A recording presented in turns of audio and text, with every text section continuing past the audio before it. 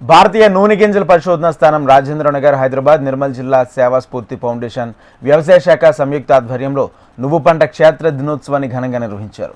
నిర్మల్ జిల్లా ఖానాపూర్ మండలంలోని చందునాయక్ తాండా, బవావార్ తాండా, కొలంగూడ రైతులకు షెడ్యూల్ తెగల ఉప ప్రణాళిక పథకంలో భాగంగా నువ్వు పంట క్షేత్ర దినోత్సవాన్ని నిర్వహించారు. అధిక దిగుబడినిచ్చే జీసీఎస్ 10-20, జీసీఎస్ 24-54 మరియు తిల్హన్ టెక్ 1 రకం నువ్వుల విత్తనాలను ఉచితంగా ఇచ్చి విత్తనాలు సాగు చేశారు.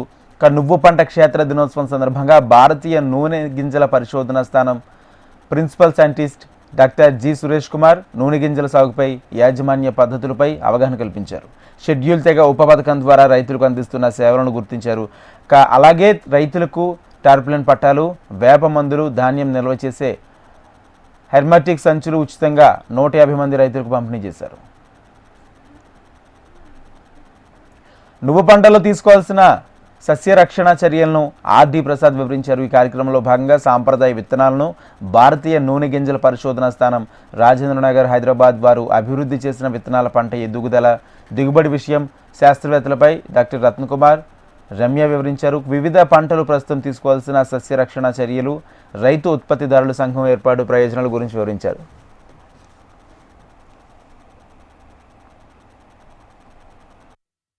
హైదరాబాద్ నుంచి ఇక్కడ చందునాయక్ తాండా నిర్మల్ జిల్లాలో ప్రదర్శనా క్షేత్రం, నువ్వులపై ప్రదర్శనా క్షేత్రం నిర్వహించడం జరుగుతుంది.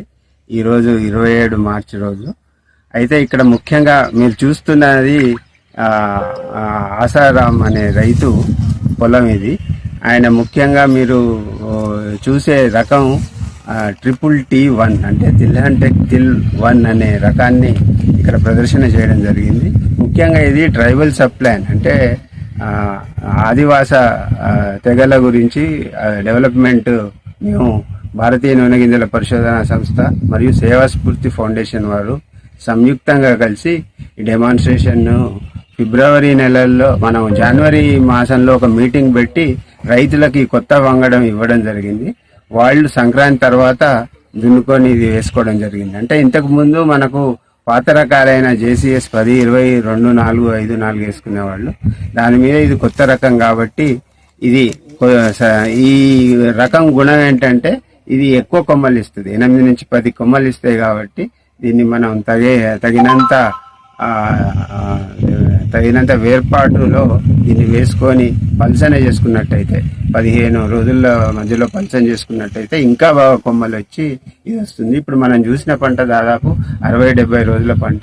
ఇంకా 20-30 రోజుల్లో ఇది హార్వెస్టింగ్ స్టేజ్కి వస్తుంది. అయితే ఇది ఎలా పర్ఫామ్ చేస్తుంది అనేది మేము మళ్ళీ ఈ చర్చాగోష్ఠి ముగిసిన తర్వాత కూర్చొని దీనికి కావాల్సిన లోటుపాట్లను సవరించుకోవడానికి ప్రయత్నం.